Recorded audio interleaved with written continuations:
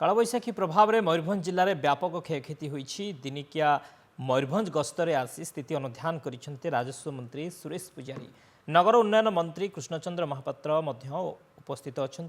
गत गुरुवार कालबैशाखी प्रभाव में क्षतिग्रस्त अंचलगुड़िक बुली देखी तेज घूर्णिझड़ प्रभावित अंचल में बुली लोकों सह आलोचना करिसेंति मंत्री विपर्यय परिचालना विभाग पक्षर समस्त प्रकार साहाय्य जोगाई देवाकू प्रतिश्रुति देइछंति मंत्री बांगिरपोशी और पर बिसोई ब्लॉक रे स्थिति अनुधान सह समीक्षा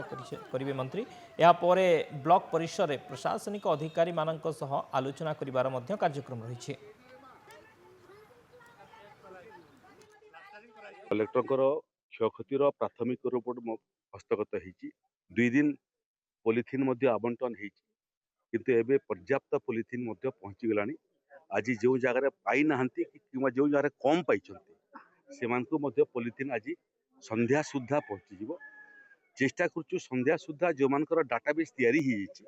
ऑनलाइन रे से क्षयक्षतिर पैसा आम आज संध्या सुधा पहुंची देवु जो बात पड़ जाए पर दिन मध्याह्न सुधा जिते लोक क्षयक्षति होती ये अदिनिया वर्षा एवं पवन एवं करका बार समस्त क्षतिपूरण राशि से पाखु पहुंची आज मुझे ये परिस्थिति देखापी संगीन परिस्थिति जो मान एजबेस्टस घर अच्छी मोटामोटी क्योंकि उड़ी जाइए संपूर्ण नष्ट हो जाए यार संपूर्ण क्षतिपूरण राशि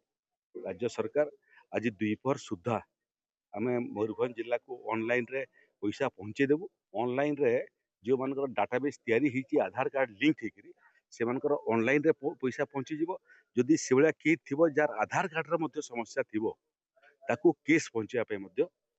आम जिला प्रशासन को निर्देश देचु।